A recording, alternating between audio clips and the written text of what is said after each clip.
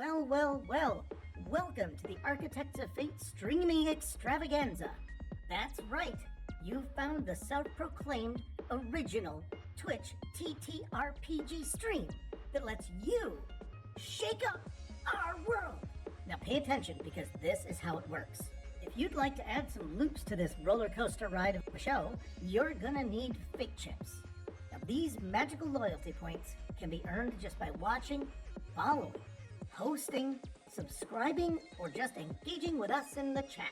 It's like free money, Pete. With your fate chips, you can use your powers as an architect to heal your favorite players, summon items that will make their adventure a lot easier, or a lot harder. You can even make players say or sing outrageously silly things. Think of those possibilities. But wait. There is more. You can also toss our unsuspecting heroes into random encounters that will leave them sweating, strategizing, and questioning their life choices. All it takes is a quick redeem command in the chat. You choose the item or action and the player you want to mess with, and we'll take it from there. So sit back, relax, and prepare yourselves for a mind-blowing spectacle of storytelling and mayhem. We've got adventure, we've got drama, and more surprises than a clown car at a kid's birthday party. So let's go! Hello and welcome all you architects of fate. We got audio, we got video, we are live. Welcome back to another stream of Cyberpunk Red here on what may or may not be your favorite channel, but it's certainly mine. I got an exciting show for you this evening. We are starting up a new chapter. We've finished our last chapter. They've saved the girl. Actually, let me just go ahead and put this, read through this thing again because it kind of sets the stage of where we are. This is episode 26, Hope's Calling. They've survived the blast. They've made the friends. They've scoped the sites. They've stolen the booze. They've saved the kid. All that's left now is the grand opening of the former Forlorn Hope. Now, the Hope Reborn. What could possibly go wrong? Answer: every freaking thing. Find out tonight as we go forward. But with that, man, there's a lot of helicopters up there. And a jungle law plane. There's a lot of helicopters. That's crazy. But with that, ladies and gentlemen, I want to introduce my cast and crew to you. First off, you can't see him, but he can see you. He's the man behind the scenes, the man behind the curtain, the one keeping us all running, keeping things flowing, our moderator, producer, and general man about town. That would be Nat Too Shabby on the background for us here. Thank you very much. We really appreciate you keeping this going for us, helping us out with this, letting us be here with you. Thank you very much. We appreciate you. After that, I have, and let's go live to the players. First, I want to introduce James playing the role of Ghost Toad. Say hello. Tell us a little about yourself, about your character. Hey everyone, I'm James. I am playing Ghost Toad. Ghost Toad is definitely a hacker, netrunner type fella who is just trying to figure out his human side. His meat suit needs to be fed by more than green jello. Probably. A healthy diet is indeed important to one's well-being. All right. Next, let's introduce Altari playing the role of Troubleshooter. Please say hello. Tell us about yourself, about your character. I'm recovered, luckily enough, from my illness the other week, and without my other half, so I'm eating on his behalf. Speaking of his behalf, the White Whale should hopefully join us here shortly. Just has to finish something up. Real life calls, but hopefully Alistair will be joining us shortly. After that, last on the list for tonight, we have Evney playing the role of Batty with a crazy letterboxed camera tonight. You are definitely letterboxed. I'm not even moving on that camera. Your camera's also dead. Completely frozen. That is, yeah, maybe leave and come back. Fine. Meow. Jeez.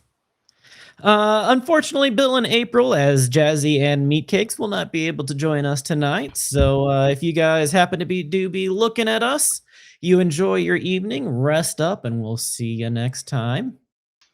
But as we wait for Evney to get back, let's set the stage a little bit. So the party has been doing a lot of work, various work here in the neighborhood after the former Forlorn Hope got burnt down and blowed up. Hey, she's back and not Letterbox. All right. No, but I am still taking up half the screen outside of my border. That's okay. I think Nat can fix that part. Nat can fix that part. But while he's doing that, why don't you say hello? Tell us about yourself, about your character. Hello, everyone. My character, Batty, is, well, she's Batty. She's nicknamed appropriately. Her name is actually Latvia Franz, which is ironically a scientific name for an actual type of bat, so it works.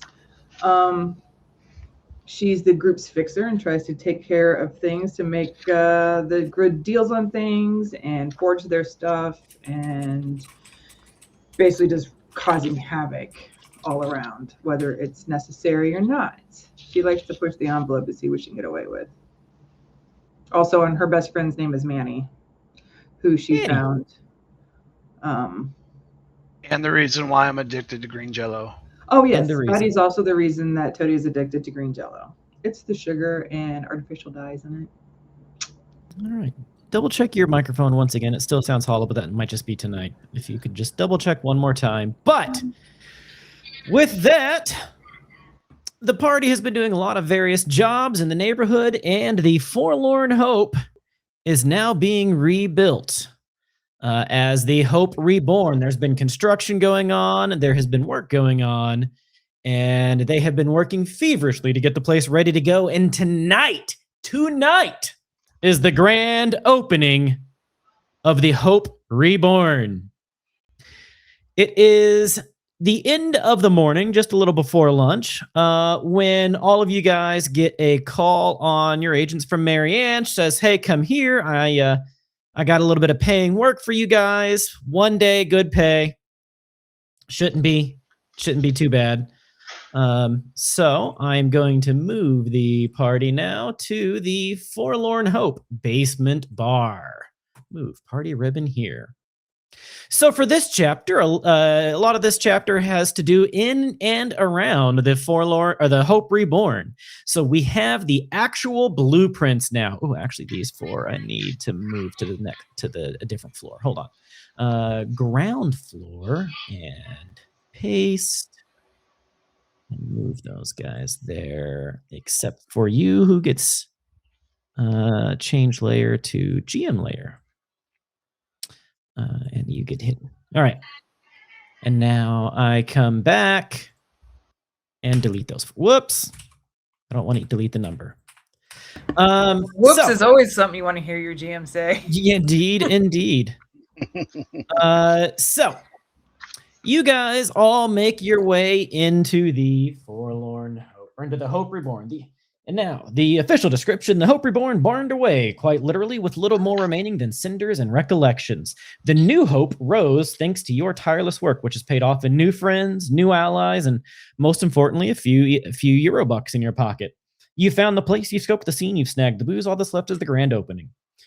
And everything can go wrong. So Marianne has hired you guys. She says, hey, I've got a few tasks that need to be done today. I will pay each of you 500 eddies each to run some tasks today and to be here for the grand opening tonight to make certain everything goes right. Part roadie tech, go for security, with your priority being to ensure tonight blows the doors off Night City and cements the Hope's legacy. Fantastic drinks, nonstop music, and above all, make certain that the bar is still standing when the sun rises tomorrow. The Forlorn Hope can burn out, but it'll never fade away. Night City is a place for dreams. This bar is its silver lining. The grand opening kicks off at 9 o'clock tonight. It is now just before noon. Let's rock.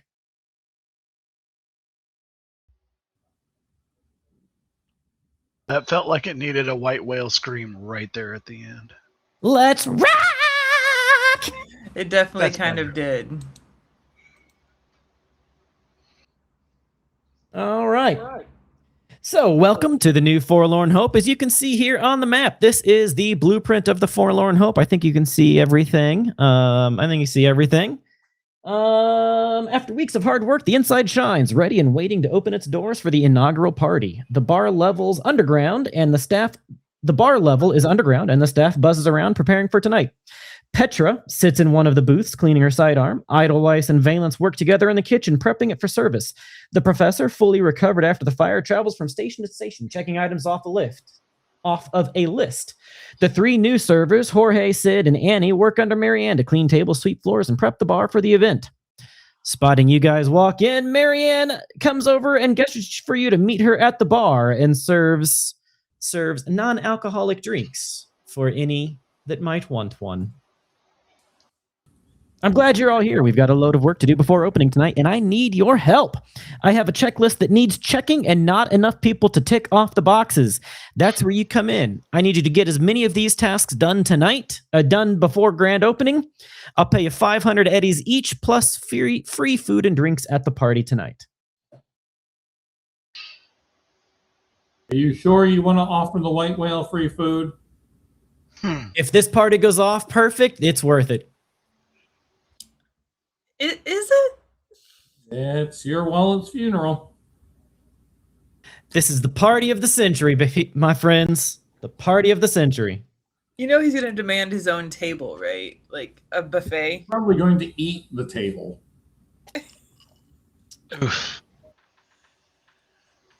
She looks to be in a really good mood, frazzled and anxious, but a really Razzle dazzle, baby. Razzle dazzle, baby. And honestly, just so that I can, is this the one? Nope, that's not it. That one. Show to players. Show to everyone. So this should pop up for you. So let's just look at some of the art that's in the book for it. Oh, that's fun. That is Marianne behind the counter, behind the bar. I like the spoon on her cyber hand. Yep, the cyber spoon. Cyber spoon. I'm surprised she doesn't have a knife on her first finger to like chop her veggies and her fruit. But she kind of looks around at you guys and she tosses you a tablet with the checklist and says, if there's nothing else, I got to get back to prepping. So what's on this checklist? There are 3 tasks on the checklist. The first task is she needs ingredients for her signature cocktail. Obtain blood oranges and jalapeno peppers from Lily, the lead gardener at Stems and Seeds in the University Districts. These are the key ingredients in the Hope's new signature cocktail, the Hope Reborn. The order has been paid for, and the list includes a validation code that Lily must hear in order to confirm the crew is authorized to perform a pickup. The problem is the Stem and Seeds is on the other side of town, and this being Night City with traffic, combat, construction, roads being exploded, underwater, it's going to be an hour drive to get there. But actually, while I am at this, let me put this in big, bold letters, 64 size. It is currently 12 o'clock. Said 500 eddies. Huh? Said Yeah, 500 eddies each if you guys can help make certain that the party gets off without a hitch. The second task on the checklist is a tech check. Backhand's blunt personality. You met Backhand before down in the underground. She's the house tech. Backhand's blunt personality has driven off her assistant, so she could use help performing a final check on the Forlorn Hope's electrical grid and tech systems. The third task on the list is the band. Check in with Grace Steele and make sure the band is on site and has everything it needs to perform tonight. I mean, I could do the blood oranges and jalapenos because I could probably get a better deal on them. They've already been paid for. All Marianne needs is somebody to go there, give the validation code to prove that you are representing the Forlorn Hope, and bring them back. I'll drive you there. Okay. I go with Effing. I could drive, but all right. Not like splitting the party right off the bat. Well, right now everybody here in the party is here, so I'm going to assume everybody is going. Mhm. Because when we get back with the blood oranges and jalapenos, I mean, we can Then leave. I'll go do the tech. Toady can do the tech check, and then we can get White Whale and his security staff to check on the band. But you might get in a fight on the way there, so you might want me as a hit point sponge. That's fair. I'm okay with this. Right, Distracting let's go it. get them fruits and veg. Okay. Troubleshooter, are you taking kind of the standard routes, or are you doing it a little bit risky, trying to cut some time off? The start time is what? 9? It is 12 noon. We have until 9 o'clock. Yeah, that's a good point. I'll put that up too. And that one's going to be in this color and go here. 9 p.m. grand opening. Oops. I'm going to drive carefully and non-conspicuously and take the hour that it'll take to get there. Very good. All right. Just for funsies, if one or everybody, I don't care, wants to roll me. Actually, before we do that, Evney, roll me a local knowledge, or again, anybody can roll it, but roll me like a local knowledge or a streetwise real quick. Okay. Let me see which one of those is This higher. one is an extremely difficult roll, so you probably won't. It is the last day of the month. This is happening on the last day of the month, so Okay, the gotcha. rent Just will be thought I due would- tomorrow. I thought I would check. Yep, no, rent will be due tomorrow, but it is the last day of the month, so it is not due yet. Okay, Yeah, so give me a those are local the- history or a streetwise. I'd allow either one, really.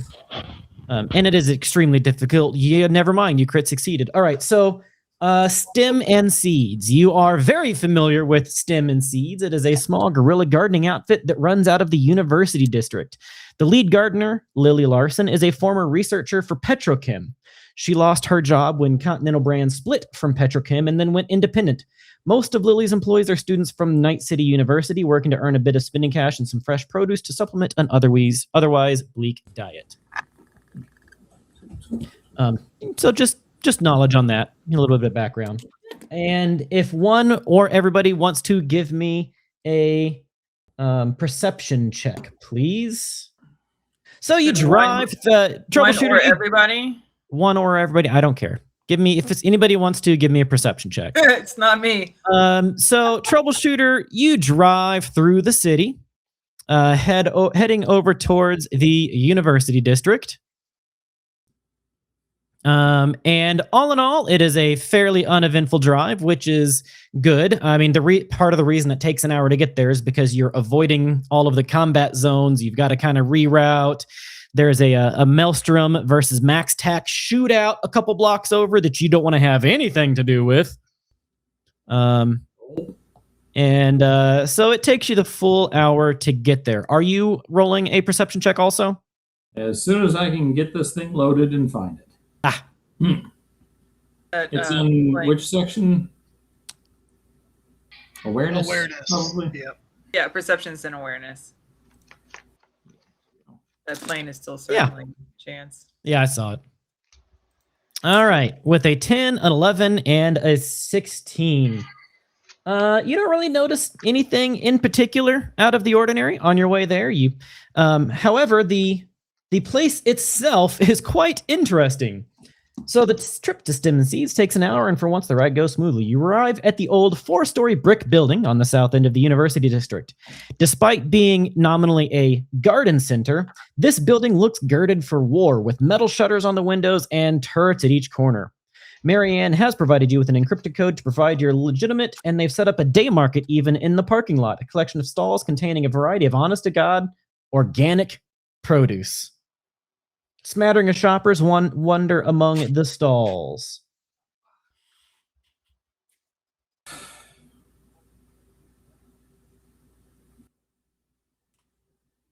I shake my head at the organic.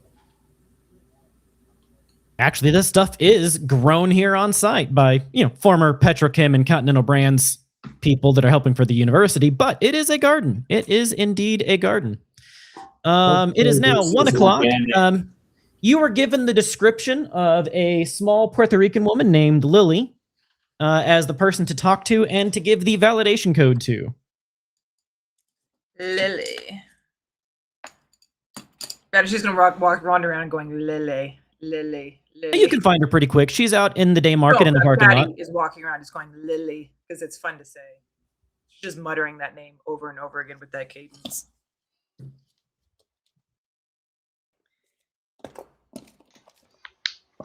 You find her pretty quickly. Okay. Yeah, I'm gonna give her the validation code. She looks confused. Huh? You Hello. people already arrived. You just left. Nope.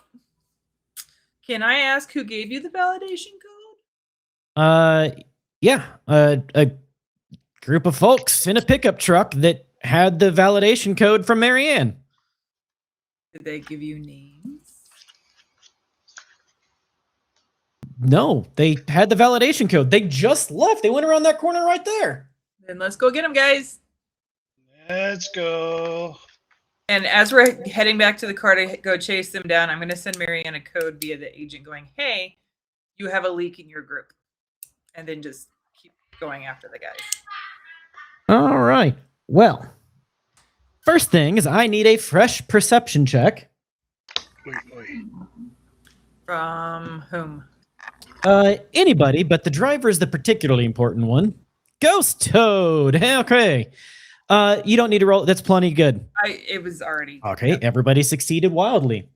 As she points, you do indeed see an old pickup truck that just runs around a corner real quick. That tucks around a corner. That has a big crate in the back of the truck. Pickup truck with big crate. Let's go. Mm-hmm. Onward. I am going to move us. Now, we begin the chase. 1, 2, 3, 4. You guys are the truck on the left, and I didn't want to use the same token for both, and I didn't really have any other pickup truck tokens, so this front end of this econo car is the vehicle you are trying to catch up to that has the produce in the back of the truck. Blueprints for the grand opening. Huh? We're still looking at the floor plan. Blueprints for the grand opening. Sorry, I thought I moved the ribbon. My bad. Yep, you're good. I was just letting you know. There we go. There it is. Nat, would you close that pop-up window for me, please? That way the stream can see, and then zoom out just a little. I tried to make this small so that it could fit, but this is the best I got. All right, so we've done a chase once before when we were chasing down a bunch of murderous killer clowns. If you need a refresher on the rules, you might find in the journal tab, going down to Hope's Calling, you should find supplemental material. Oh, actually, the chase isn't there. Where would that be? That would be in Real Estate Rumble, supplemental material. Oh, okay, well, let me just search for it.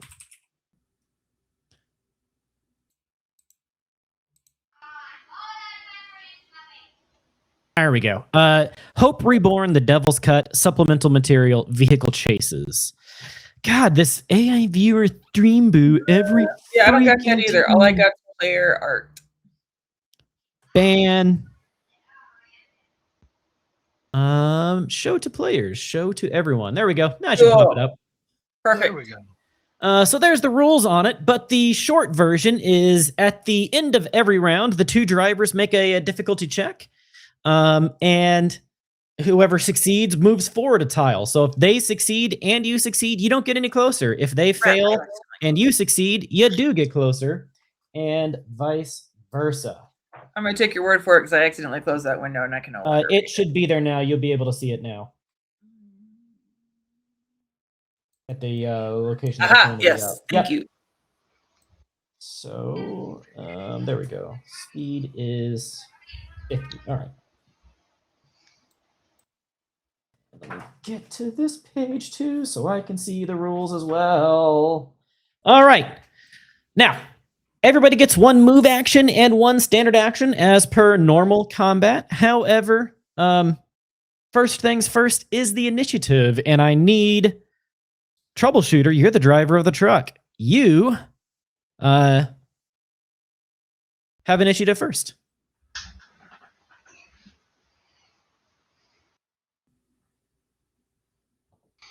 Hopefully this will work. If I put that on there. Did it populate? I see an initiative of 14.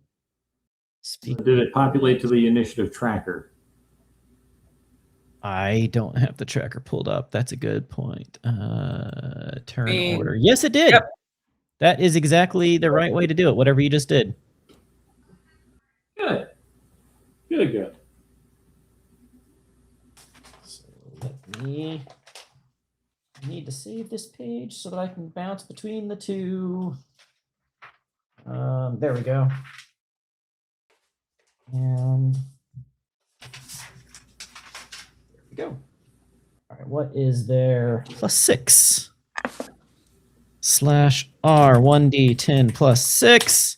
Their initiative is 8. Add turn. Oh gosh, now everything just went crazy as soon as I added turn.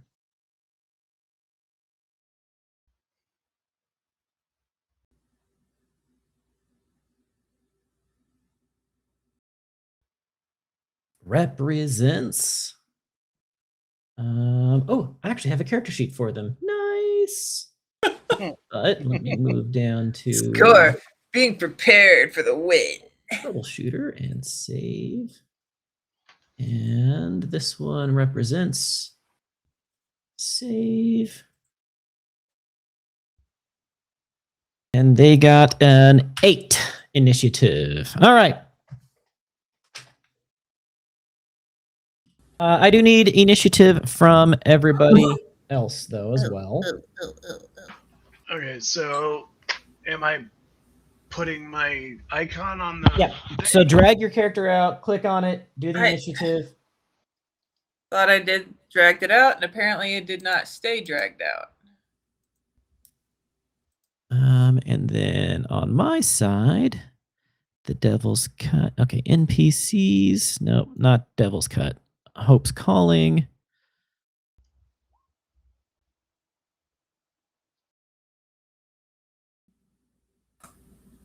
I'm really bad at initiative. I'm ignoring that second one because that's, I mean, I would rather have that one, but it's not what I rolled the first time. I was just re-rolling so I could add my initiative on the Badland Bandit turn order. Shooter. Initiative. And Shouldn't have said anything. Bandit Shooter. Should have just cheater maleatered. That was an 8. Okay. This is nice. I actually have the character sheets for them, so I don't have to keep looking through their stats. Yay! Also, we're going to move you guys to here.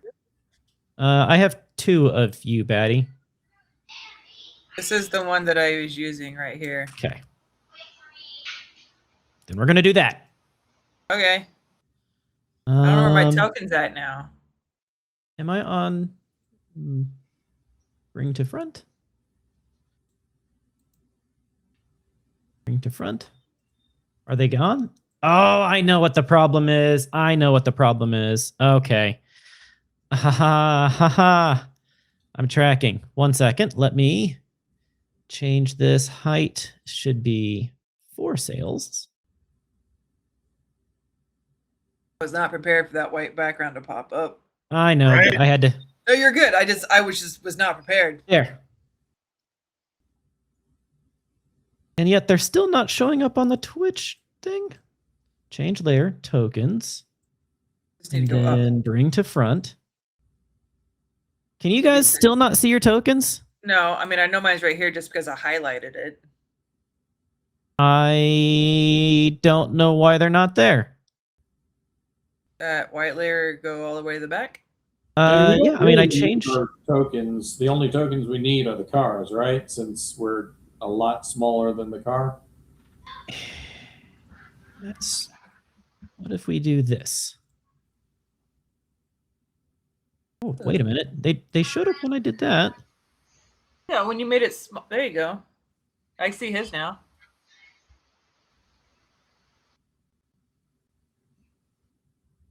Okay, so I just have to do that. Nope. Can't see him. I see his, but not mine. There we go. Lowering issues. Now I see it. Sorry, technical difficulties. I'm good at this. I don't know what's going wrong. Can you see your 3 tokens and their 2 tokens? Yes. Yes. Okay. There's actually 3 tokens. The car is the 3rd token here. But, all right, let me sort by initiative here. So the troubleshooter and the first of the bandit shooters are both tied for, well, I mean, technical difficulties. More like I don't know what I'm doing difficulties, but we can blame it on technical. That's Manny. That is her best friend, Manny. It's a bloody rubber duck that she found in a cave full of people that troubleshooter had sliced and diced. All stealthy like. All stealthy like until she stepped on the rubber duck and then tripped into a car alarm. Yeah. But anyways, so yeah, on that note, troubleshooter, you do get to go first. So as your standard actions, let's see. As your action of driving at the end of the round, operators and actions.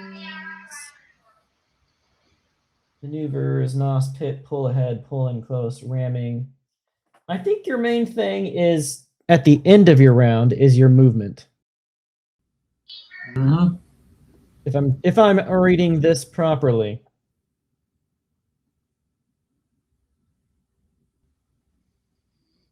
Yeah, so your movement will happen at the end of your wait,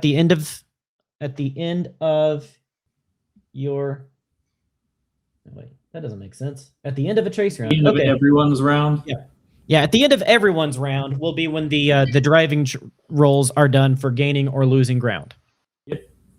Makes and sense. It is based on the movement speed of the vehicle is how good or bad it is. You do still have your action.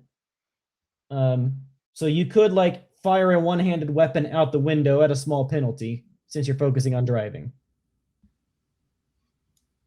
Sure, why not? I will wind the window down and try to take a pot shot at the rear tire of the car in front of me. Roll me an attack roll. We are 4 squares behind, so this is 26 to 50 yards. Don't have that pistol. Never mind. I don't know what happened to the little pistol that I was given. Well, little, I say little. It was a heavy pistol, but still. You're muted. You're muted. I could hand him my backup pistol since we're in the car together. Yeah. I reached for my pocket. It's like, fuck, I left it at home. It's just got regular ammunition in it. Pistol me. Yoink. I stick my my hand out the window as I'm driving. Like, wait, did you want the heavy pistol or the very heavy pistol? As you're like firing out the window. Why don't you give him one of the heavies? I did. Okay. She gave you a heavy pistol, so if you want to add a heavy pistol to your inventory, you can always take it off later. I do want it back because that's thunder. Yep. But heavy pistols do have a rate of fire of 2, so you can fire it twice. Nice. I don't have the stats on hand. And you're shooting at the vehicle. Well, that's why I was saying if you add it to your inventory. So do a search on the compendium and then just drag it to your character sheet. But MGM, She already has the ducky. Or are you redeeming a bonus for the ducky? I'm gonna say that gets to a bonus of the ducky. People love your rubber ducky so much that is now a very, very friendly looking rubber ducky that can give you a +1 to your conversation. To my conversation? Okay. Where's my conversation at? That's in social? Social. Yep. Edit. Conversation. Modifier 1. Close. Redeemed MGM +1 to conversation skills. Manny thanks you. Oh yeah. The ducky's name is Manny, short for manic. Because she's batty. Yeah. The heavy pistol is in my inventory, just not appearing on my weapon selection. Like I can't even add it. Okay, let me pull up. I'll see what I can see real quick because we're good at this. Ladies and gentlemen, we are awesome. So let me go to combat, Wolvers, assault rifle, very heavy melee, and none. If you look in the gear section, like it's in my gear. You have ammo for it. I don't actually. I see ammo for it. I don't see it itself.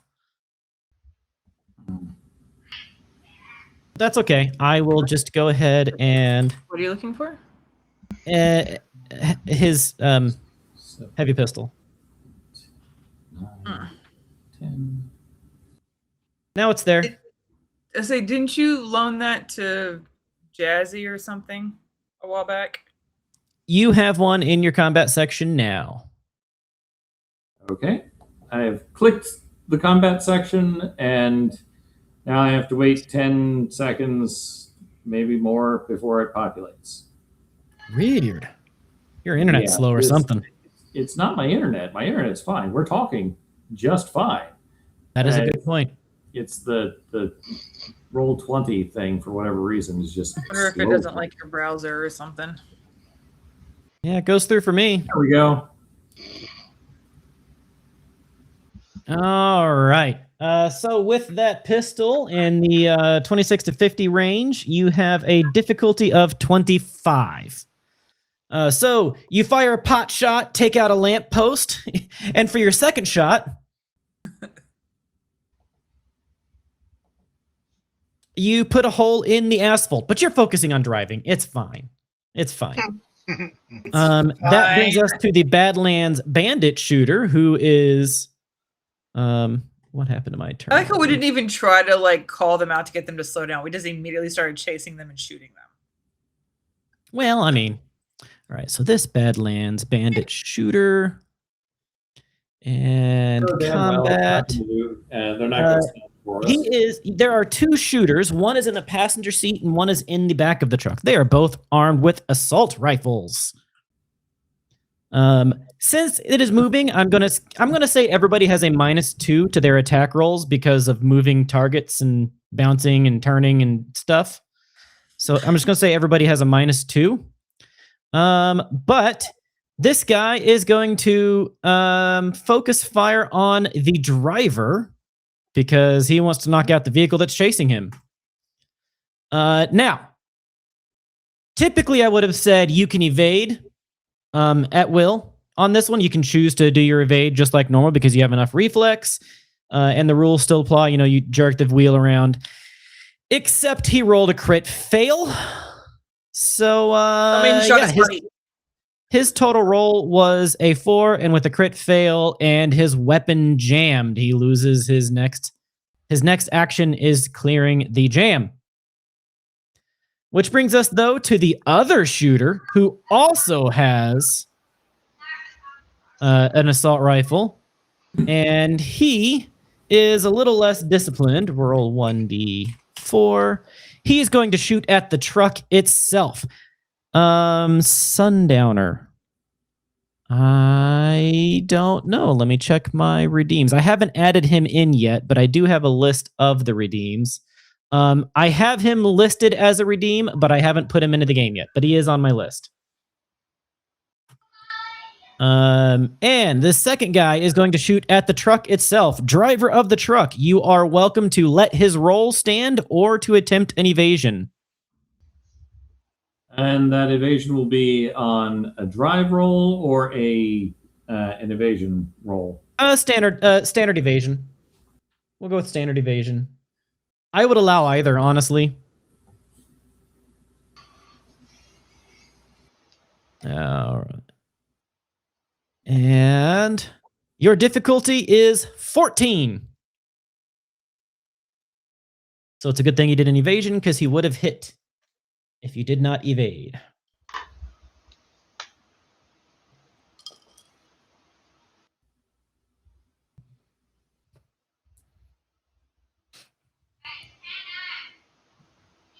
It's in the combat skills. Skills and then fighting. Evasion. Yeah, I'm just waiting for it to load up. If you're on Chrome, try it on Edge. It might be faster. I do not have Edge. Okay. Well, don't use Internet Explorer because we'll be here till next year then. Yeah, no.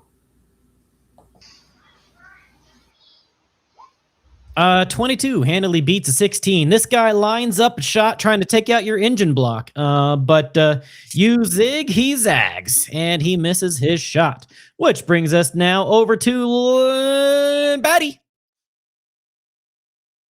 You're muted.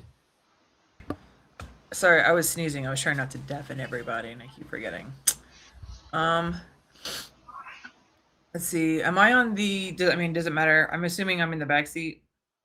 Back seat, front seat. One of you's in the back seat. One of you's in the front seat. You do have a couple of options here, right? So you could try to take out the vehicle itself. You could try to take out the driver. You could try to take out the shooters. Well, we got to be careful because we don't want to damage or destroy the crate in the back. So if we took out the vehicle, 50% chance it flips. Yes, but it is a sturdy-looking crate. And it's jalapenos. And blood oranges. Which are very delicate. It's up to you.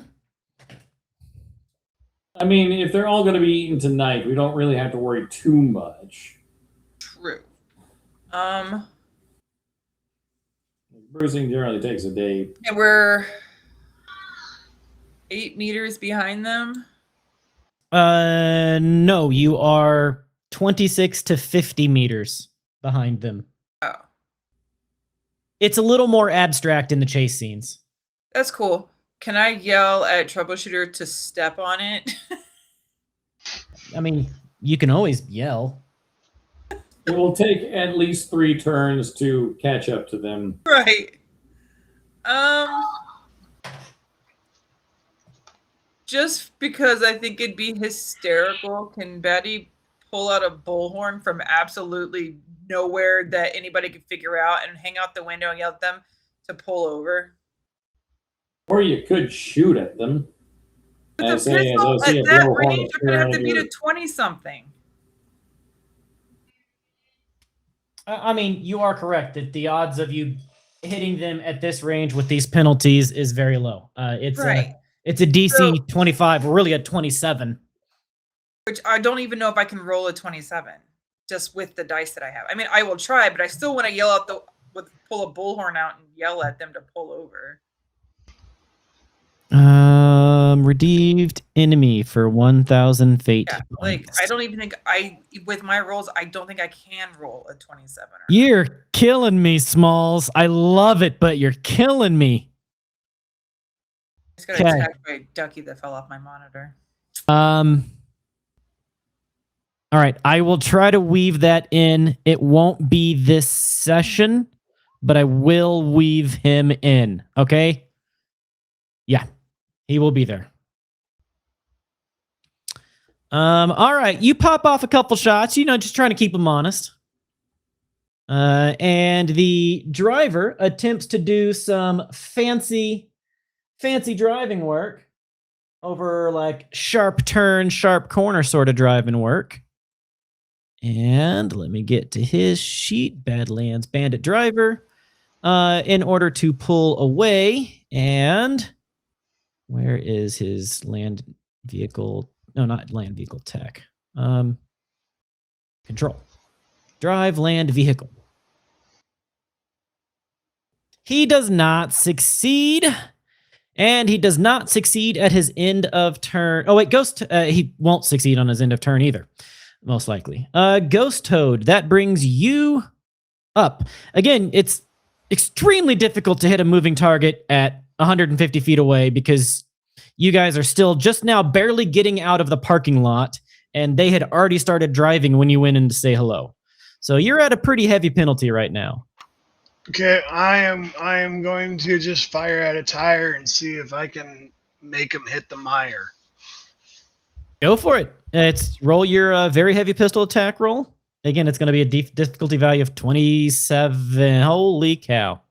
Oops, I didn't mean to do that twice. Sorry. Well, your first one worked anyways.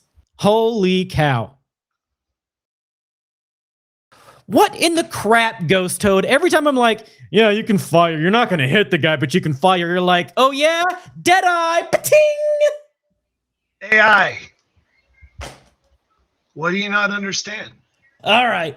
Well, you pull out your dirty hair, your 357 Magnum with the long barrel, the Rhino, if you will, and lean out the window, close an eye, aim in, and kablam! Wow! That thing, you're still muted. That thing punches through the back bumper, punches through the trailer hitch, punches through the side of the vehicle, and takes out one of the tires. They are now at an increased difficulty value on all of their drive checks, thanks to your singular shot here that took out more than half of the vehicle's health in one shot. Nice. He's just gonna be staring at Tony the entire time, going, "Where did you get that?" You ever see that scene in the original Batman? I mean, I'm talking the Michael Keaton Batman, where the Joker goes, Yeah. where does he get all those shiny toys? Blam! That's just what happened. Yeah. And that And one Batty's just shot going- that took out the bat plane, yeah, that's just what happened. Now he's just gonna be like, "Where did you get that?" The driver is swerving. The driver is going back and forth. So here is his check for the end of the turn at extra penalties. Yeah, he very much does not succeed. He's losing a tire as he's coming around a corner. I am not allowed to talk. You can't do that. I'm sorry, MGM. You can give yourself the money back for that. I can't not talk for turns. It's literally required for this to continue. It's literally required for this to continue. So you can feel free to refund yourself that 500 because that's going to be probably the very first redeem. I'm just going to tell you, no, I cannot achieve that one. You can glitch me, but I can't not talk. I'm okay with being glitched though. Okay. So I need a driving check from troubleshooter 16. That beats I think we're needing a 15. Yep, you needed a 15. That is a 16. You succeed at bringing one tile closer to that vehicle. So we are now in the 13 to 25 yard meters block, which brings the pistol difficulty from 25 to 20. Nice. Troubleshooter, you can go first if you like. Sure. In a tie, I'm always going to give it to the party just because it's more fun that way. Take another shot at the tire that has not been ruined. Sounds good to me. Pop off a couple of blind shots. Pa-dow, pa-dow. 19, 18. Those are good shots. Unfortunately, they're not the 20 that you needed. Nope. So we are going to go to their shooter now, who has an assault rifle, and is going to, again, try to shoot at the driver because he wants the people to stop chasing him. Actually, you know what? We're going to give him a 50. Yeah, he's going to shoot at the driver. So combat assault rifle. Are you going to evade? Of course. His difficulty here is a 17. Up, don't.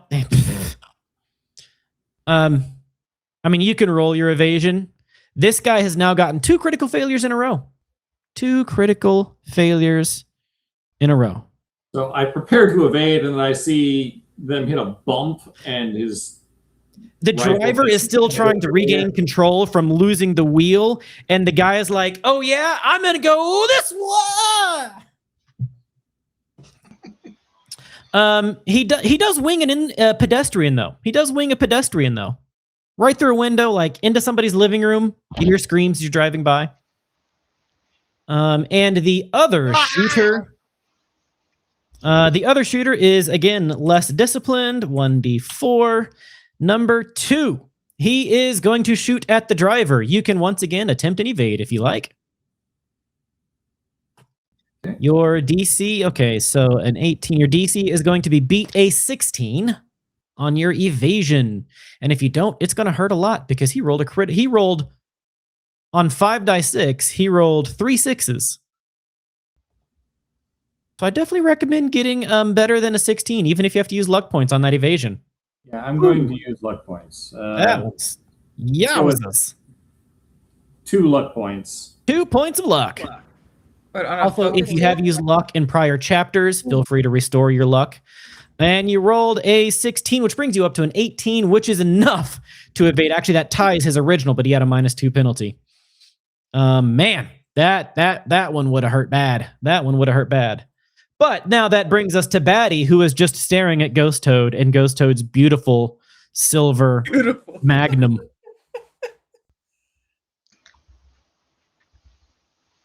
The pistol difficulty now is a 22 because you're moving. Yeah. You don't okay. have to fire. You don't have to do anything you want. Just let you know what the odds are. I mean, she's going to, but she's just going to kind of like keep one eye on Toadie's pistol. She goes, I want to see that later. And like... She's shooting a 9mm. You're shooting a Desert Eagle .50. So Batty's just I mean, technically, she could pull out the very heavy pistol. You do have one. I do have one. You only get 1 shot per round, the first round. And it's the same distance, isn't it? Yep, they both count as the pistol range. Yeah, she might as well. She'll fire her very heavy pistol. Fire away. Difficulty of 22. Wow. You've got a 20 freaking 2. Yep, she did. I think that's about without critting, that's about what the most I can roll. That being said, it is a beat it to beat it.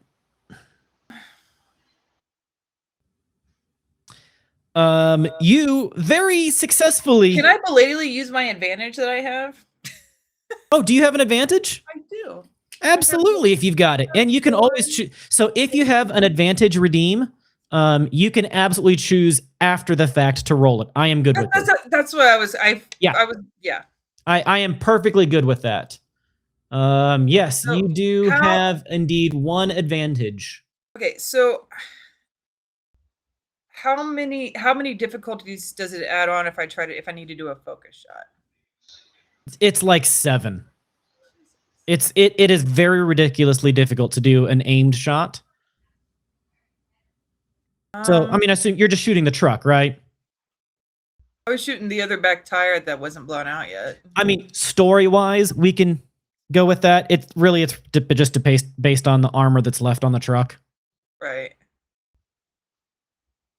So are you using that advantage? Yes, and I'm also going to use luck.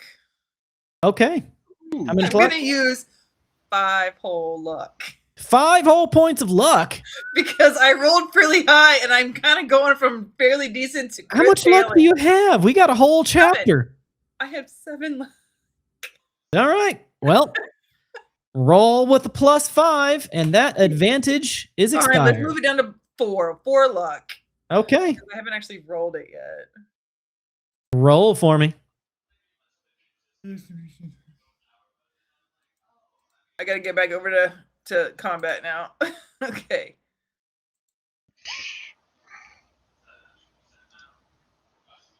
That's another 22 with the +4 brings it up to 26. You deal 13 more points of damage to said vehicle, which brings us at a grand total of, let's see, that's out of that, and it is 26, 39 total points of damage.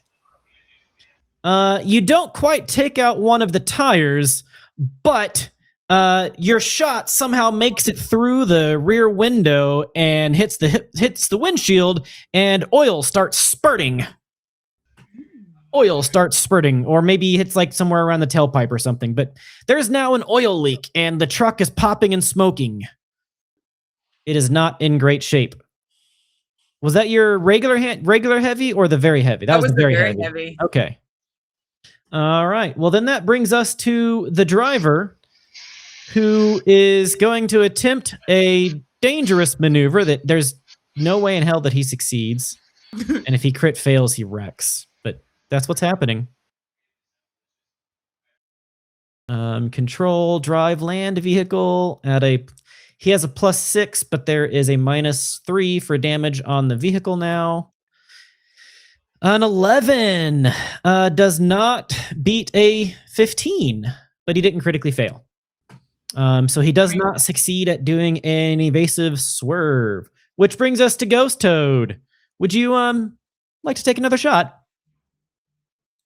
I mean, the first one went so well. Well, now the next one you're going to crit her fail shot, on. Betty just goes, I can do it too. Probably. A 16, yeah, that one wasn't quite as good. It wasn't quite as good. It was still a solid shot. It's just a really difficult shot shooting at this range. All right, driver of the vehicles. I need a drive check. Difficulty value 15 in order to close the gap. I think a 19 will count. Yep, you got a 19 and he got a 9. So, yep, you close the gap one more. So and what is our range now? The range now is the 7 to 12 meter block, which with a pistol is a difficulty value of 15. Okay, I think I might be able to pull this shot off. And with a heavy pistol, you get 2 shots even. Yep. It's my turn, right? It is your turn. You get to go before they do. A 13 and a 13 does not beat a 15, technically 17. So unfortunately, both of your shots are like, they are needle pointed together. You had perfect recoil and stability there. Like there was a stop sign. You put a hole in the T and a hole in the P of the stop sign.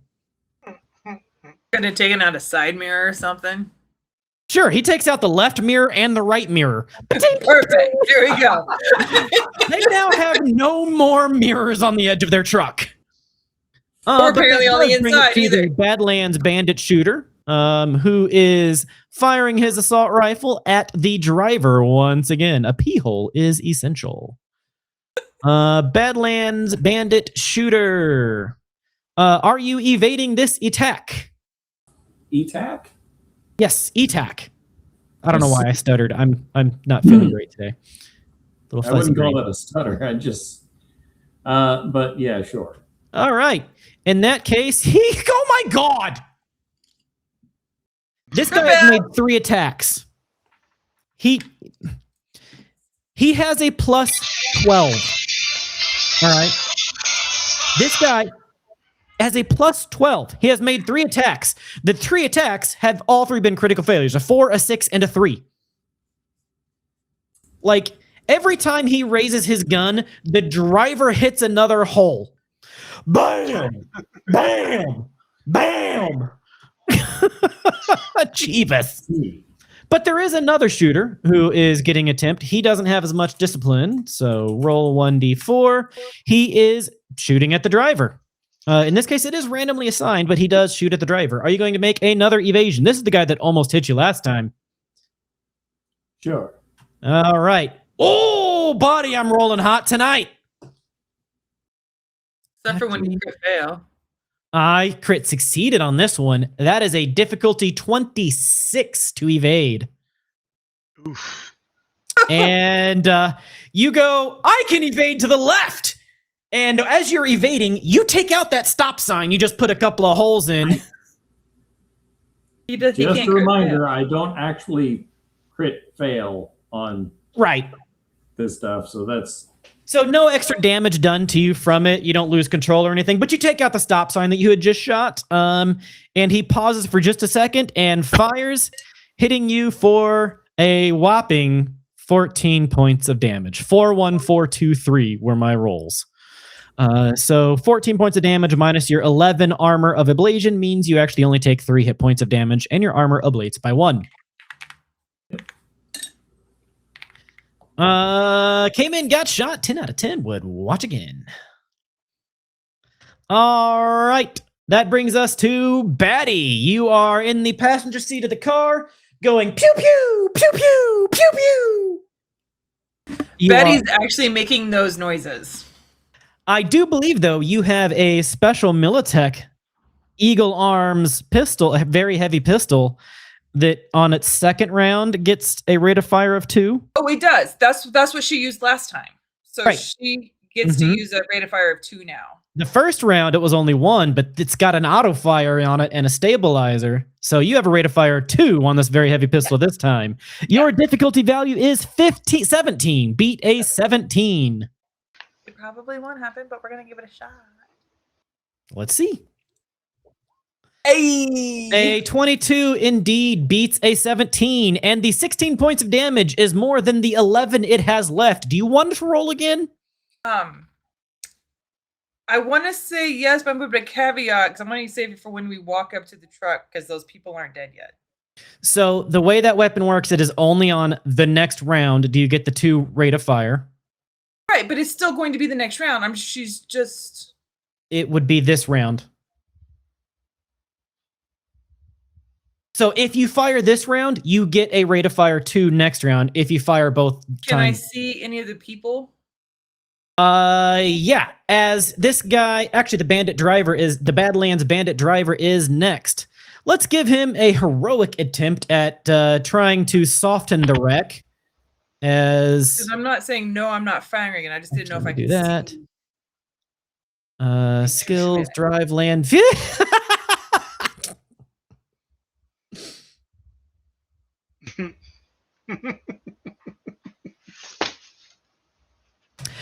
So on a 10-sided dice, if you roll a 1, you roll again and you reduce that amount instead of increase that amount.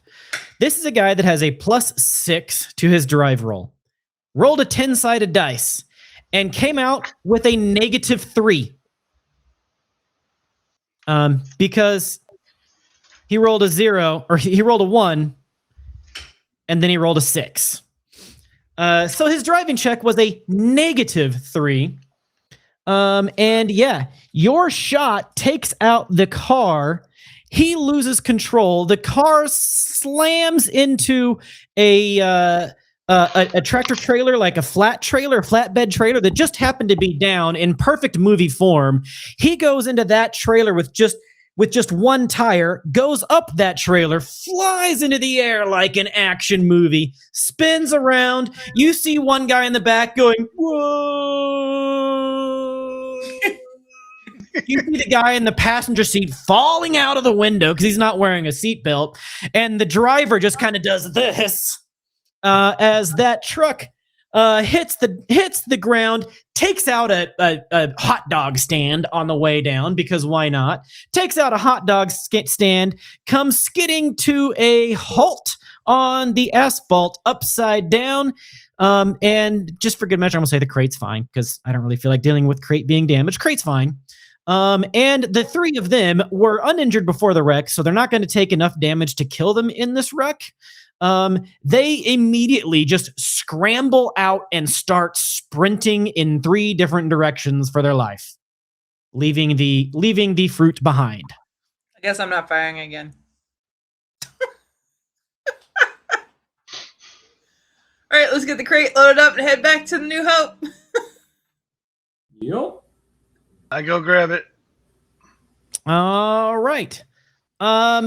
I do want one more driving check from you, but I would also allow a streetwise check, or I would also allow a streetwise check because there's been gunfire, there's shots, there's noise, a pedestrian got winged.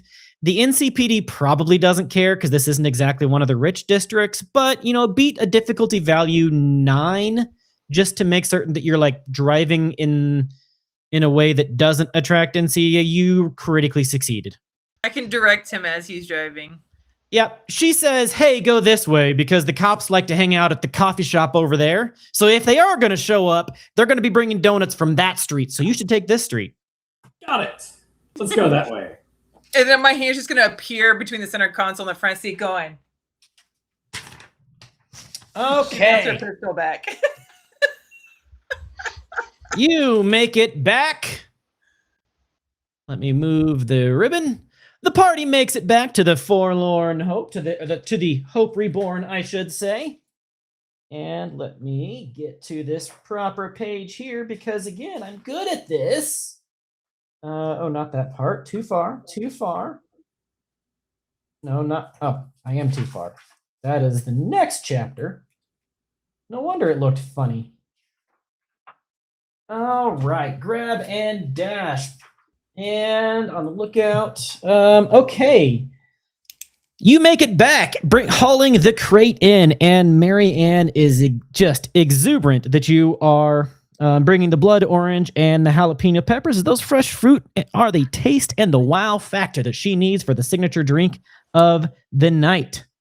As I pass it off to her, I look at her straight in the eye, and I say, I did the most damage to the truck. She says, you know what? Just for that, you get first taste. And she starts pouring up and mixing a drink for each of you that want it. Ghost Toad gets the first one, though. She asks you, mezcal or bourbon? Do you want a light or a dark? Dark. You want a dark. Very good. So, let's see. She pours 2 ounces of bourbon, puts in 2 jalapeno slices, a half ounce of blood orange, 1 ounce of sweet vermouth, and a blood orange peel twist garnish. That actually sounds really good. She provides you a Hope Reborn. And while I am at it, player art handouts, backhand. I know I have a handout for this. Gear. Hope's calling. I know I have this. I saw it earlier. Oh, here it is. House special. Show to players. Show to everyone. Ooh. She pours each of you that want one of these drinks. Bourbon or mezcal, your choice. Feel free to give any feedback as per your own tastes and desires. Patty will sip it, but not drink it because she just get ready to... Oh, I guess we're doing the tech check next, aren't we? Mezcal's delicious. I'll take another one. The rest are saved for tonight, but once the party starts, you can have as many as you want. Free food and drinks once the party kicks off. This is just a teaser for the evening. Because you guys did so good. I take the blood orange peel and just eat it. Yum. I mean, it tastes not really yum. It's the pit or the pith. Yeah. Pith. Yeah. Pith. The white part of the pith is going to be pretty bitter. All right. Anything else you are asking her or trying to figure out before you get to the next task on the list? She gave us the list, but I'll go straight to the guy for tech needs.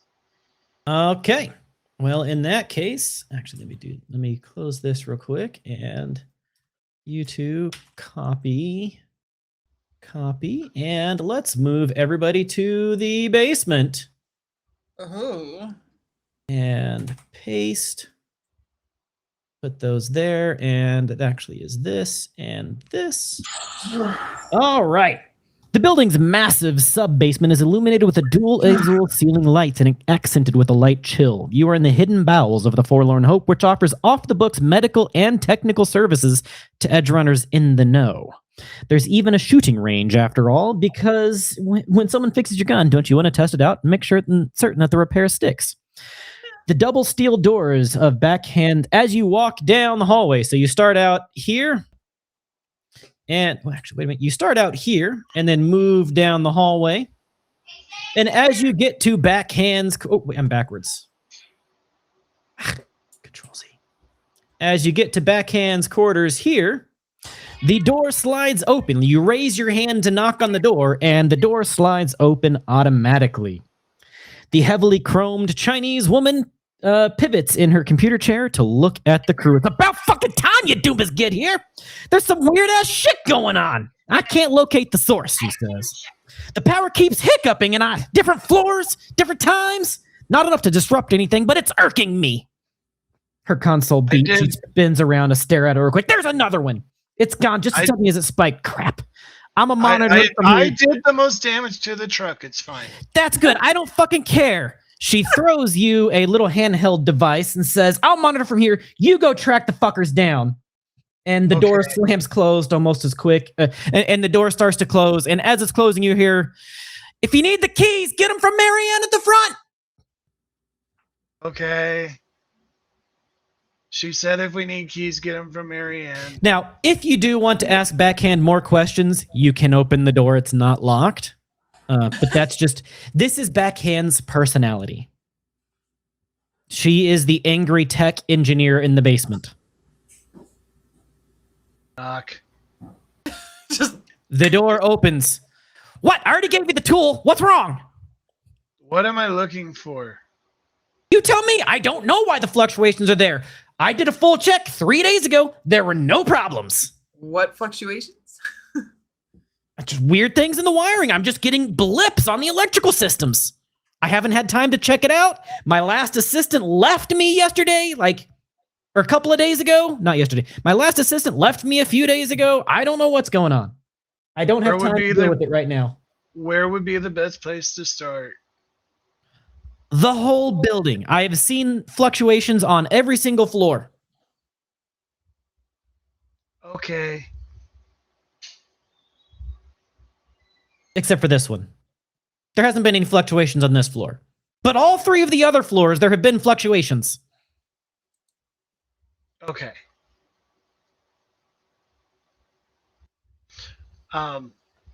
Do I know where to go as far as starting to look for problems like this? So I mean, electronic security tech checks would be very helpful. Perception checks could be helpful here. Things like that. She does say that there's nothing happening on the first floor. So I'm going to actually give you guys a couple of options here. So if you want to just roll once on each floor, the results are your results. We can do that and live fully with your rolls. Or we can do a little bit more interactive, little more role playing rather than role playing, to find what these fluctuations are. I will let you guys decide if you want dice or players. I'm good with whatever. I don't know enough about actual electronics to do that intelligently. Well, I mean, I'll tell you, it's not really actual electronics, but it's more as you guys go through each floor, telling me what you're doing to look at things to try to figure out what the problems are. Or if you just want to get on each floor, roll a die, and call it good. I want to do the former. I don't have enough knowledge about what tools or whatever would be needed to even do that. All right. Well, welcome to the party, White. Well, as a bit of context, the party had been sent to go retrieve a bunch of jalapenos and blood oranges from a guerrilla farm that was about an hour on the other side of the city. Turns out, just before they got there, somebody else, pretending to be them with the secret validation passcode already known, grabbed it, pretending to be you guys, and then dipped off. But the party was able to catch up to them, put a couple of 357 Magnum rounds into the back tires and the engine block, flipped the truck, retrieved the goods, and the guys ran away. And now we are back. because Marianne has hired the party. Said, I have a list of things I need to get done. I don't have enough people to get it done.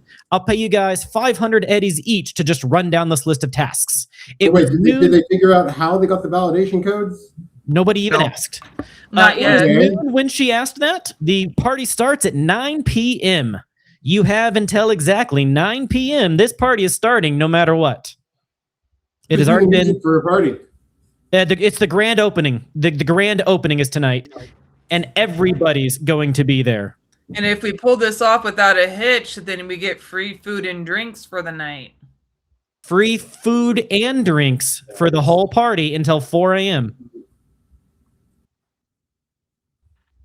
And 500 eddies a person. And yes, she said even free food for the white whale. Oh my. So the second task is her house tech was having some issues with some electronics. And she sent you down to the basement where you met Black Hand, who is a grumpy, surly, basement-dwelling electrical engineer. Basically just chance in real life. I mean, threw a tool at the party.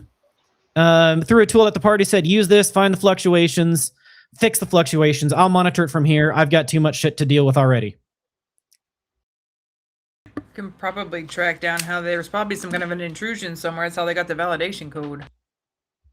There are 4 stories in the building, and Backhand says that there hasn't been any issues on this floor, but the other 3... Hey, Wicked Weasels. Yes, shout out indeed. Welcome to the party, my friend. Said that each of the other 3 floors has had random fluctuations. No rhyme, no reason. Something happens and it just, one of her sensors will blip for just a second and then blip back. So something strange is happening. She doesn't know why, and she doesn't have time to track it down. Okay, well, since she said there's nothing going on in the basement, I'll go ahead and go up to the first floor. What tool would I even use to start looking into this problem? So I would allow perception or electronic security tech. So you're either like tracing wires or you're looking for weird things. Okay, I'll start checking the wire. I did roll a 19 on electronic security. You did. I'll allow you to keep that roll because I kind of did ask for it. Which is enough. So funny thing, and I'm gonna bring this back to the basement bar here. So we're back on this floor, right? As you're tracing the wiring, you find one set of wires that is not up to code. This strange set of wires that is not up to code, it's a different color from all of the other wires that have been put in there. It kind of looks like it was put in hastily. Leads to what kind of appears to be a bomb with a toxin canister attached to it. Oh, good. It up in the lighting just in front of the stage. I will let the team know about the bomb. Is that the only one? It is. I haven't been to the other 2 floors yet. It is the only strangeness that he finds on this floor.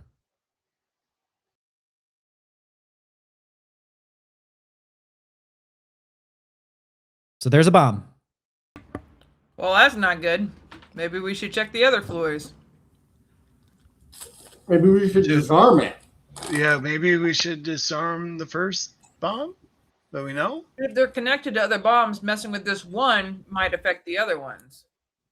Or set the other ones off if there are more. I mean, that would, maybe a demolitions check on it to figure it out. If anybody has demolitions. I mean, I have Earth. I have a 7. I mean, I have the base score of whatever it is based on. Well, it's a pretty difficult demolitions check. With, What section is the demolitions in? Fighting? Technique. Technique.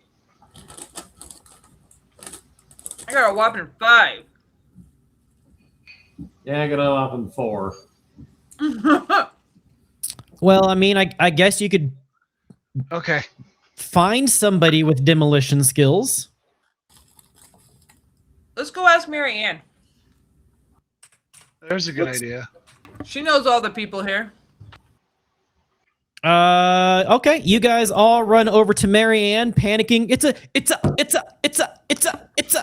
panicking. Just letting her know what's Yeah, going there- on and there's- asking her if there's she no knows anybody who panic can here. do demolition. It's a bomb! No. Because if it was a bomb, all these hotels have sensors in them. They can detect if there is a bomb. Right.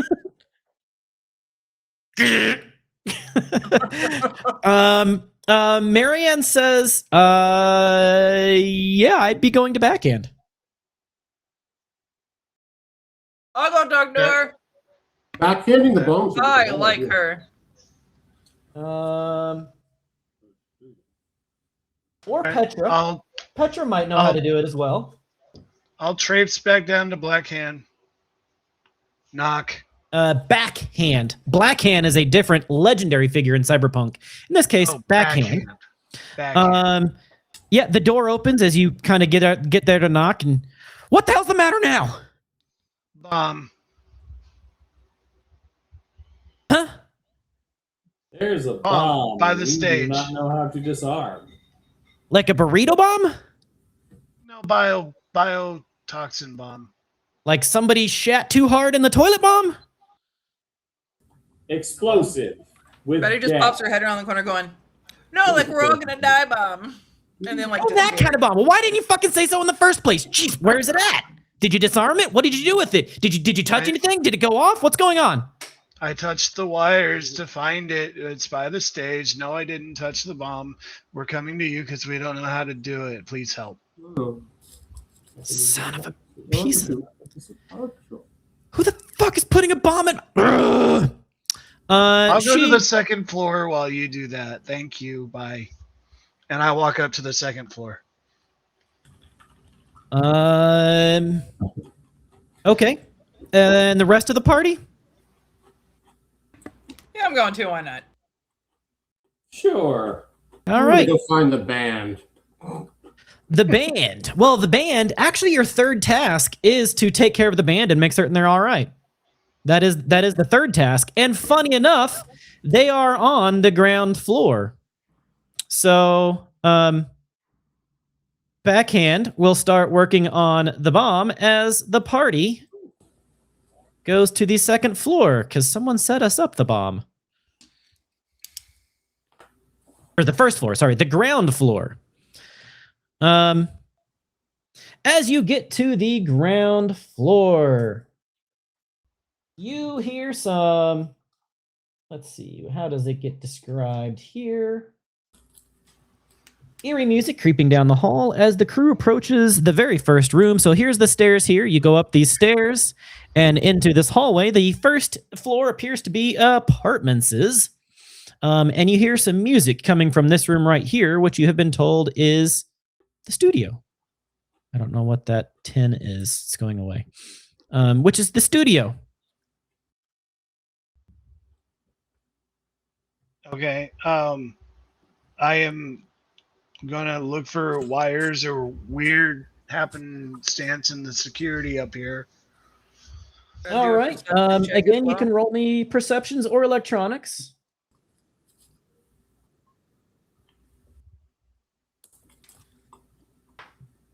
15. 15 on your electronics for this one.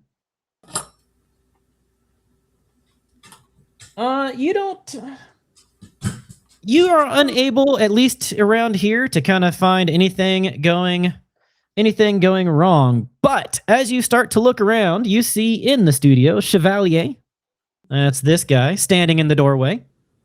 Over his shoulder, the crew spies Grace Steele and Chevalier's family. Chevalier's wife and 3 kids, Isabel, Damien, Daniela, and Xavier. They are all playing a game of Carrions and Crawlers run by another band member, Legacy. Chevalier leans close, though, as you go into the room. He says, "You guys are the ones that are helping today, right?" Aye. Random's in trouble. Random being the fourth member of the band. Random's in trouble. You've met Random. Random was one of your backup players at the Devil's Cut. Alistair. Why? What kind of trouble? He goes, listen to this. And he starts playing you an audio recording. And in the audio recording, you hear, fuck. I need help. Random's voice is then interrupted by the sound of a door breaking down and being kicked in. A rough voice, sounding if it's speaking from across the room and growing closer with each word. No more hiding, Random. The gentleman wants a word with you. Chevalier looks at you and goes, we've got to get him back. Any ideas? I am willing for a streetwise or a local knowledge check. Did anybody try actually calling him again? Maybe he's hiding. Do what?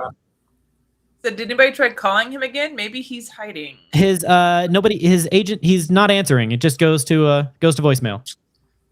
Oh.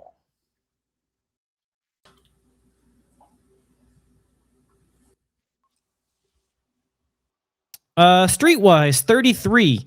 Wow. Jesus. Batty, you know who the gentleman is. You know very well who the gentleman is. The gentleman is a loan shark and fixer. He operates out of a suite in the High Court Plaza Hotel.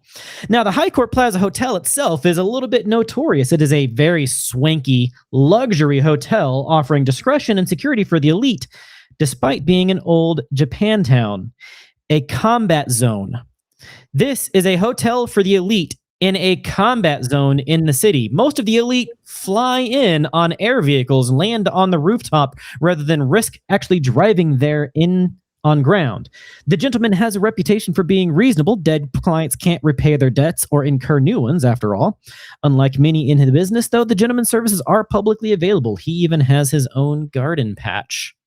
He is also known for not particularly being scrupulous. Reasonable, yes, but not exactly a principled individual.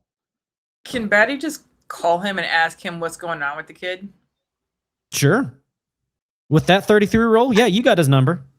Like, just call him and be like, just basically be very congenial, like him catch and be like, hey, so one of my marks have disappeared lately.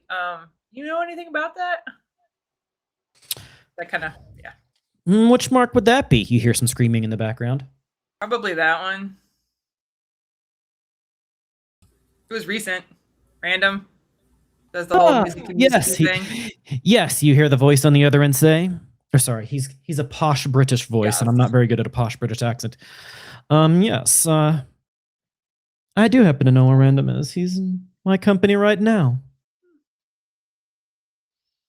Is there a way that we could facilitate an equal exchange? Like, what did he do, or what did he steal? I need him back. You hear more screaming in the background. I'm afraid I'm quite busy right now, but you're welcome to come and visit. Anything you're hankering for lately? You haven't been able to get your hands on? I'll let security know to send you up. And then he hangs up the phone. Oh, goody. Okay. Well, I like him. Hey, He's as direct as I am. Alistair, White Whale. Are you picking up any of the instruments with the band, guys? You playing around anything? Well, sounds like we need to go rescue this. Sorry. Sounds like we need to go rescue this dude. Mm-hmm. And also figure out all the fluctuations that has already led to one bomb in the building. Maybe we should do a quick search of the rest of the building, although Random is being tortured, so... Why don't you go handle Random? I'll work with the band, and we leave these people to do the wiring. And Random is part of the band. I mean, Random is part of the band, and splitting the party might not be... Or ransom, or whatever the crap is. Splitting the party could be dangerous to limit available skills and firepower. I will follow Batty's lead then. I guess. So is the party postponing the continuing search for the fluctuations? What time is it right now? Oh, sorry. I thought I had already updated that. It is 2:45. So I'd say we should go after the guy who's currently being tortured because he's less likely to survive, and I imagine the bombs are set to go off After the when opening. everyone is here. Yeah. Now, So, they sounded like screams of fear more than pain, but Patty's not going to be able to tell the difference between those two. just so you know. She's always screaming in her head. They all sound the same. She heard screaming, therefore not good. All right, I don't understand why humans scream. because they get scared sometimes. Armored and well-defended, the High Court Plaza holds the distinction of being the only luxury hotel located in a combat zone in Night City. That's actually part of the attraction since it makes it harder to spy on or stalk guests seeking security and discretion. Customers usually arrive and depart from the hotel via an AV4. Why don't somebody give me a tactics check, please? What is that under? It's kind of my general thing. I believe it is technique? It's education. Education? Education, tactics, yes. Oh, I have very basic tactics. Do you guys want me to roll it anyway? Somebody. I don't really care who. I would figure the solo in the party would have the best, but Probably. Well, I'm currently waiting on the thing to load. It's tactics. Nope, this is no better than mine. Mine is +5.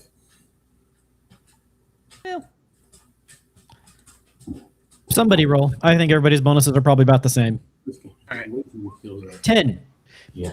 Good enough. Honestly, the difficulty value was 9, so it is as low as you could have rolled and succeeded at this. From what little that you do know and what Batty is saying in a quick garden patch search of the building, you know that this is a high security hotel, and getting the planning to get done on any sort of actual infiltration or like frontal assault on the building is going to take a lot more time and probably firepower than you have currently to try to do a frontal assault or an infiltration. So I explained that to him, and then I remind them that he said that he would have security just let us up, and we should probably do that.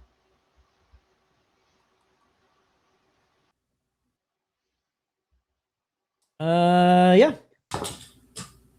It's going to... So you're going to go into a combat zone to drive there, unless you want to hire an AV to taxi you there.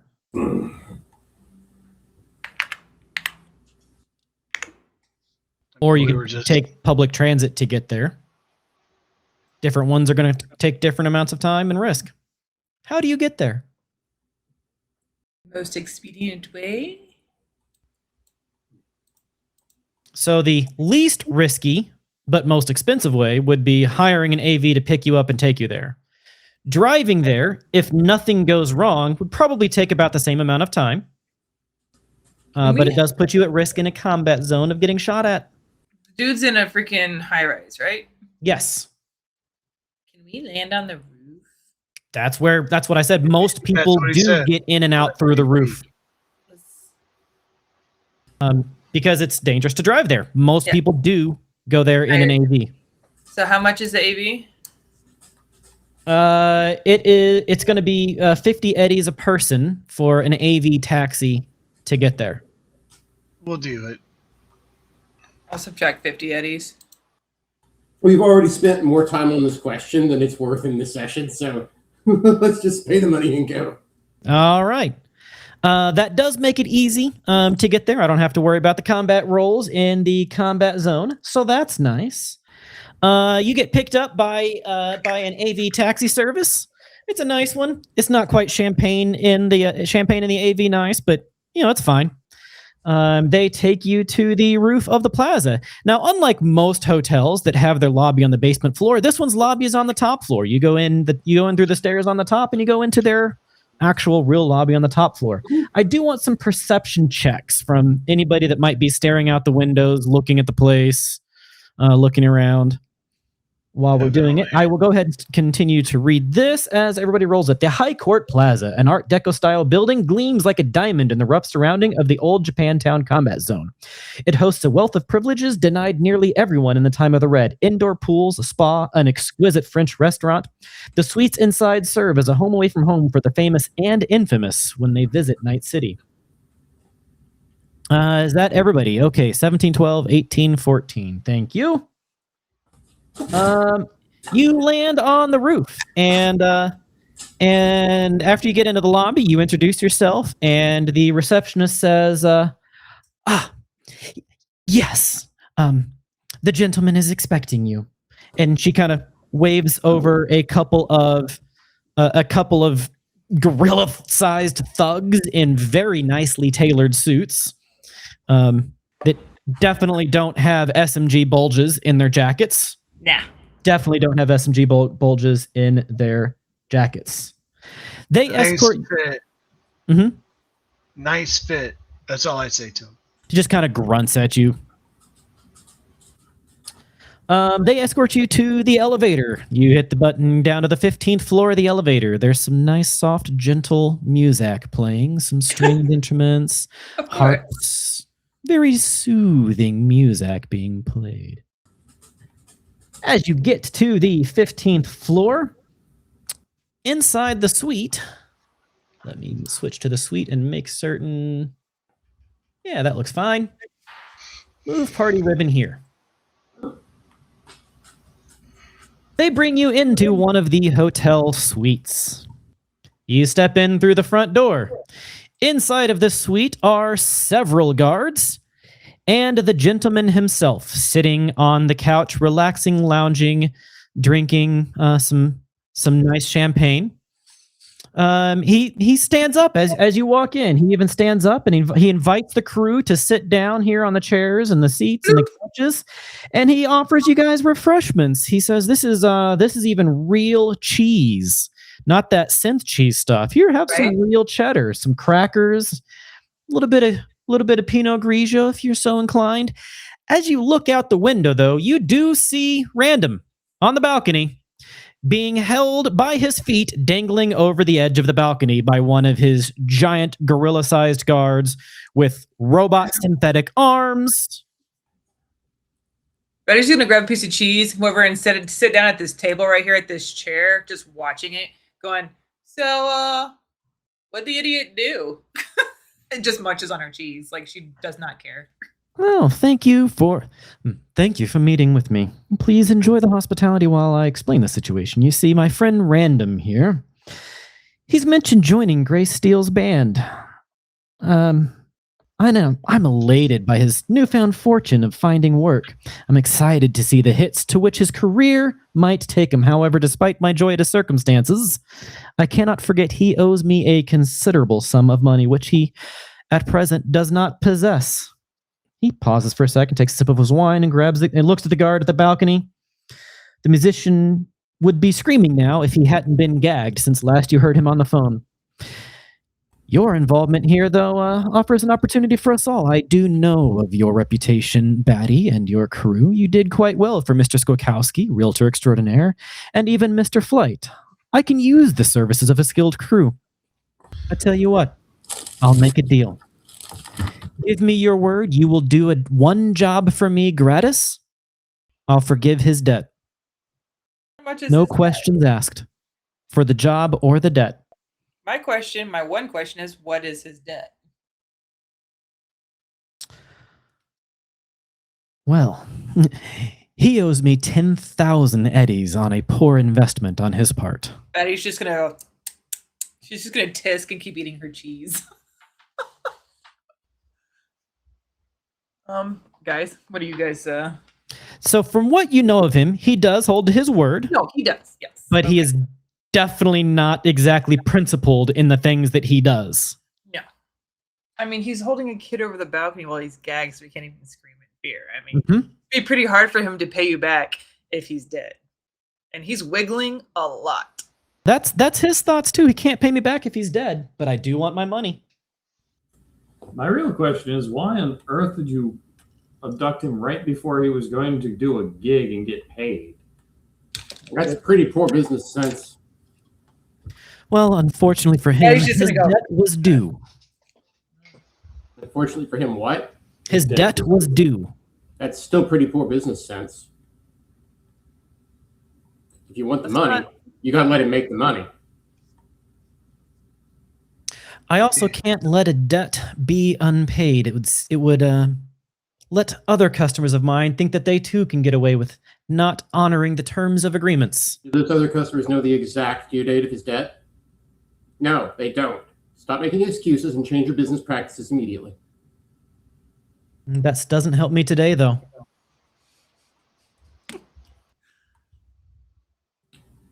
This is So kind of she's gonna invisible kind of like cyberware. the last little bit of piece of cheese, gonna like look at him and go, huh, and just kind of like chuck it at the guard's head that's like holding around him. Like, can you pull him over the balcony because I need to ask him a question.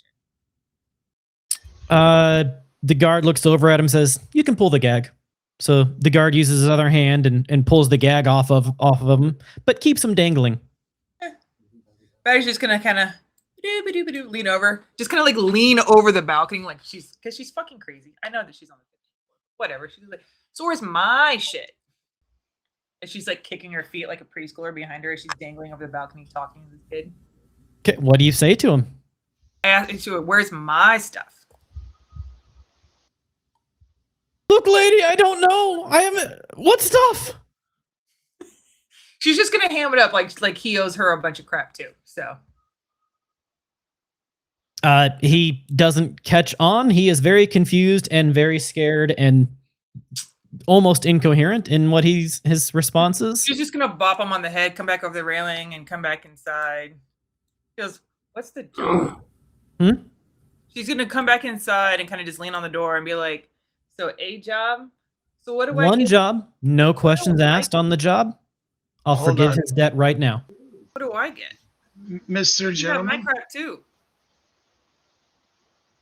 Mr. Gentleman, He looks up at you, Ghost Toad. Have you tried the wine? It's delicious. I tried the cheese. It was excellent. Thank you. Glad. My question for you would be, can you let him work tonight? Talk to him tomorrow about the 10 grand. And if he doesn't have the 10 grand, then we'll do the job. I would also like to roll a persuasion if you would allow me to.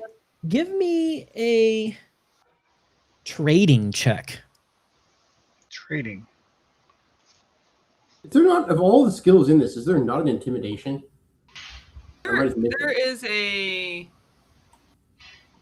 You could persuade, and there's an interrogation and a persuasion. But I'm pretty sure you're not going to be able to intimidate the gentleman in his home. Let's see. Is that? I mean, he's in melee range with the white whale, and that is not a good place to be. That's fair. Social trading. Yeah, your 14 does not beat his 22. Okay. The white whale is going to send a radio message. Well, do I have to speak to do that? Can I do it mentally with my agent? Do you have an internal agent? I do. Yeah. I have typed the I do. sound Wait, what is he calculation. trying to ask? I think Batty's the only one with an internal agent right now. I thought I had to have one. Or if you do, Ghost and Troubleshooter, I don't think have. Because if internal he agents. has the cyber audio suite, then he probably has an internal agent. I don't have any. I have barely any cybernetics so at all. that's okay. So you've got a basic internal agent, but only half your party does. I mean, he will accept partial payment to let the guy do the gig. You just didn't convince him, basically. Well, that's why I was trying to do a persuasion and not a trading. I mean, well, at least to Batty and to those who have an internal agent, I would say I think we ought to just clobber this guy. Like this is Sorry, you were kind of quiet there. I didn't mean to speak over you there, Alistair. this is. I think we ought to just clobber this guy and get this over with. The kid's still hanging over the railing. If we clobber him, the other guy's going to drop the kid over the side of the building, which defeats the Why whole do we take him purpose of us hostage? coming here. And it's also a pretty secure hotel. That's okay. Combat is an option. I do have exactly what it will take to do the combat, but Can Batty kind of like walk up to Toady and give him a pat? I'm like, that was a good try. I mean, Now look at the gentleman like, I think we should be very frank with him that we are about to initiate combat if he doesn't let him go, and he's not coming out of this. We may die, but he's not living, and that would be bad for business. okay. So just a straight up intimidation. Do this or we murder you. There's not a stat for that. Can I try to think- persuade him one time before we try to end up clobbering him? Yeah, I'm surprised it was on intimidation, but I mean, I've got, let's see what I've got here. I mean, I've got persuasion, I've got wardrobe and style. I think intimidation is part of persuasion. It's part of persuasion. Whether that's aggressive persuasion or social persuasion, I think that's all kind of part and parcel under persuasion. I'm going to spend 3 luck on it. Can I use a human perception on him while I'm also having a conversation with him? Absolutely, you can do a human perception anytime. So can I walk up to Toady? He's doing and be what in like, what order? that was a good try. And then I'll look at the gentleman and be like, look, I'm trying to train him. It's not really working. It's slow going. He fucking crit. But so my human perception, like after I've said that, can I throw human perception while I'm getting ready to have a conversation with him? Yeah, I mean, you can do a human perception. I crit fail the human perception. And a crit fail. You threaten him. You try to say that things could get bloody here, and he doesn't even sit up. His guards unbutton their jackets. All right, who are you talking to? Because I was taking an action and then something else happened. She just said something nice to Ghost Toad and then started studying him. You said, I want to intimidate him. So your role. Are we sure that's persuasion? Because my persuasiveness has nothing. There is no other intimidation. That is it. It's interrogation or persuasion. All right, then I attack him. Let's do it.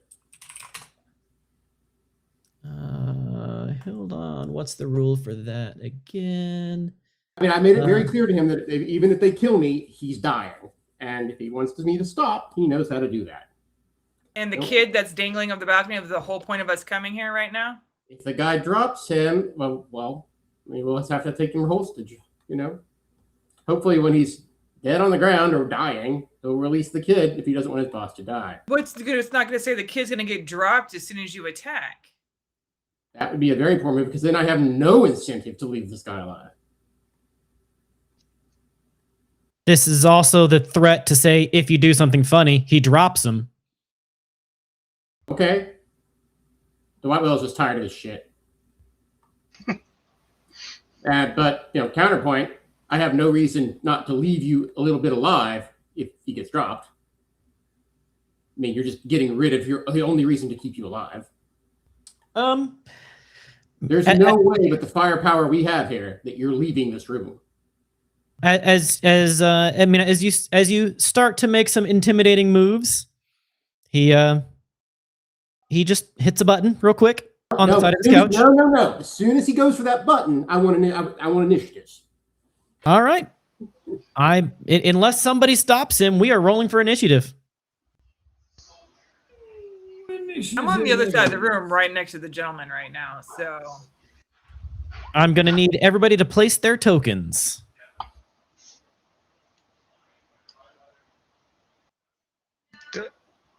I don't even know how to do that. You click it, you scroll up to the far right to the book. And let me move to... Click and drag to let's see. Gentleman's Guard. Initiative.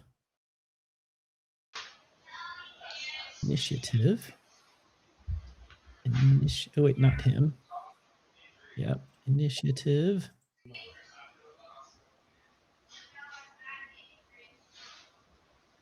And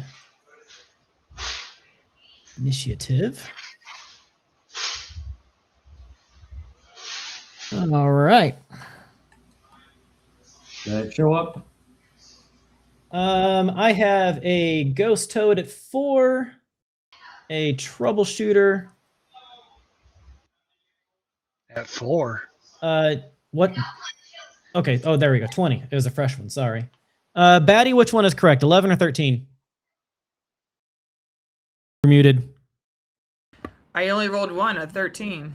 Okay. Well, it was already still there from the prior thing.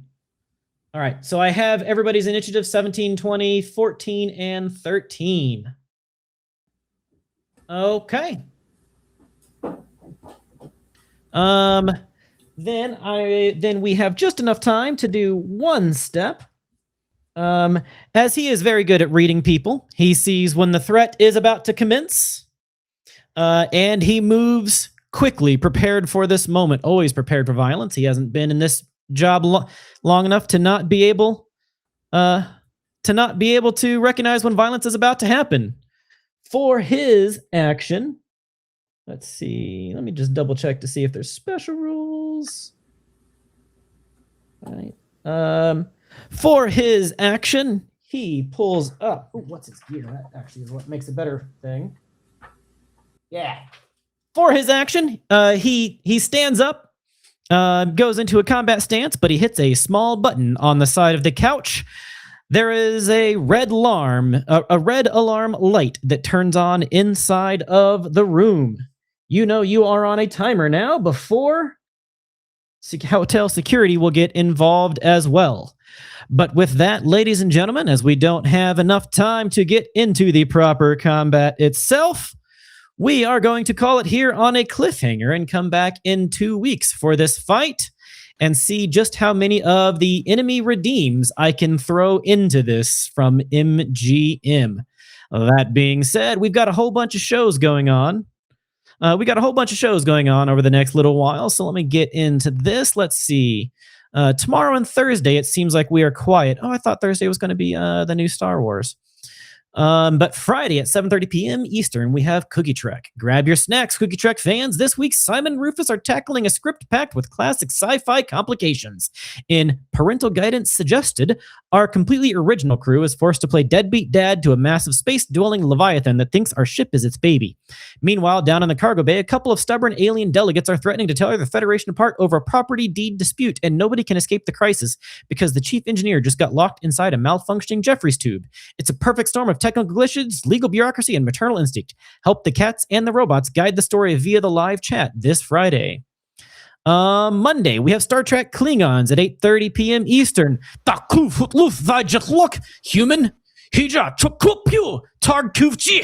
Yes, I'm supposed to say it that way. And next Tuesday, we have Eve of Ruin, episode 14, The Wizards 3. You ever wake up somewhere and weren't entirely sure how you got there?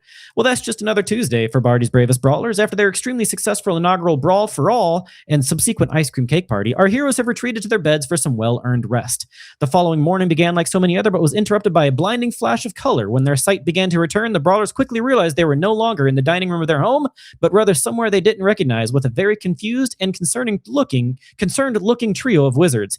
How and why did the Brawlers end up here? Find out in the next episode of Eve of Ruin.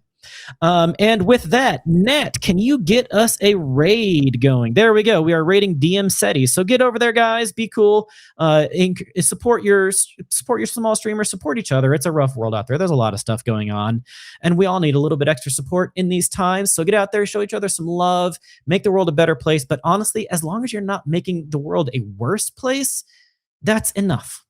You know, don't be a dick. Will Wheaton's first law. Don't be a dick. And with that, guys, we love you. Good night.